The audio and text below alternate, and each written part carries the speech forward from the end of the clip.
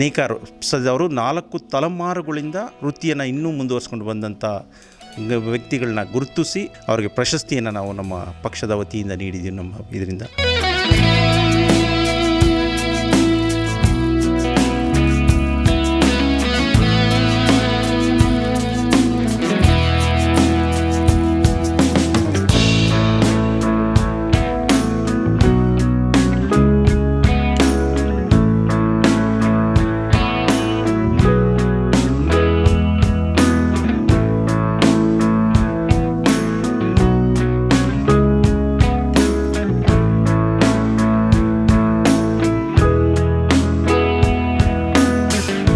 ನಿಜವಾಗೂ ಇದು ಇಡೀ ರಾಜ್ಯದ ರಾಷ್ಟ್ರದ ಎಲ್ಲ ನೇಕಾರರಿಗೆ ಕಂಡು ಸನ್ಮಾನ್ಯ ಶ್ರೀ ಪ್ರಧಾನಮಂತ್ರಿಗಳಾದಂಥ ನರೇಂದ್ರ ಮೋದಿಯವರು ಆಗಸ್ಟ್ 7ರಂದು ಇಡೀ ರಾಷ್ಟ್ರದ ಎಲ್ಲ ಪ್ರತಿಯೊಬ್ಬ ವ್ಯಕ್ತಿಗಳ ಮಾನ ಮುಚ್ಚುವಂಥ ಒಂದು ಕುಲಕಸುಬಾಗಿರುವಂಥ ಒಂದು ಶ್ರೇಷ್ಠ ಕಲೆ ಅಂತ ಅವರು ಗುರುತಿಸಿ ರಾಷ್ಟ್ರೀಯ ಹಬ್ಬ ಅಂತ ಇವತ್ತು ಅವರು ಘೋಷಣೆ ಮಾಡಿದ್ದಾರೆ.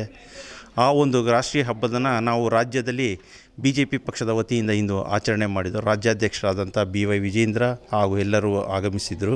ಸೊ ಕಾರ್ಯಕ್ರಮ ಅತ್ಯಂತ ಯಶಸ್ವಿಯಾಗಿ ನಡೆಸಿಕೊಟ್ಟಿದೆ. ಈಗ ರಾಜ್ಯದ ಎಲ್ಲ ಭಾಗಗಳಿಂದ ಬಂದು ಇದಕ್ಕೆ ಕಾರ್ಯಕ್ರಮಕ್ಕೆ ಸಾಕ್ಷೀಭೂತರಾಗಿದ್ದರು. ಜೊತೆಗೆ ಸುಮಾರು ವೃತ್ತಿಪರ ನೇಕಾರರುಗಳಾದಂಥ ಸುಮಾರು 18 ಜನಗಳಿಗೆ ನೇಕಾರರು ಅವರು 4 ತಲೆಮಾರುಗಳಿಂದ ವೃತ್ತಿಯನ್ನು ಇನ್ನೂ ಮುಂದುವರಿಸ್ಕೊಂಡು ಬಂದಂಥ ವ್ಯಕ್ತಿಗಳನ್ನ ಗುರುತಿಸಿ ಅವರಿಗೆ ನೇಕಾರ್ ಸನ್ಮಾನ್ ಯೋಜನೆಗಳಲ್ಲಿ ಅವರಿಗೆ ಪ್ರಶಸ್ತಿಯನ್ನು ನಾವು ನಮ್ಮ ಪಕ್ಷದ ವತಿಯಿಂದ ನೀಡಿದ್ದೀವಿ. ನಮ್ಮ ಇದರಿಂದ ಸೊ ಅವರೆಲ್ಲರಿಗೂ ಅಭಿನಂದನೆ.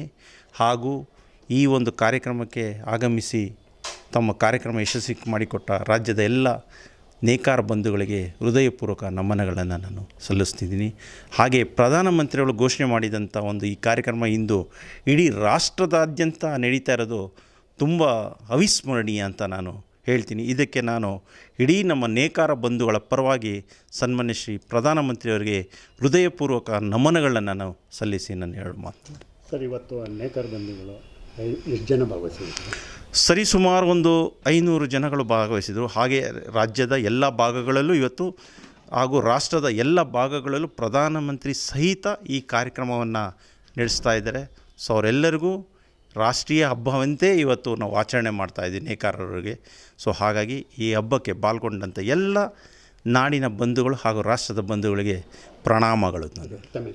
ನನ್ನ ಹೆಸರು ಹರೀಶ್ ಕುಮಾರ್ ಅಂತ, ರಾಜ್ಯ BJP ನೇಕಾರ ಪ್ರಕೋಷ್ಠದ ರಾಜ್ಯ ಕಾರ್ಯಕಾರಿ ಸಮಿತಿ ಸದಸ್ಯರು. ಓಕೆ, ಧನ್ಯವಾದ.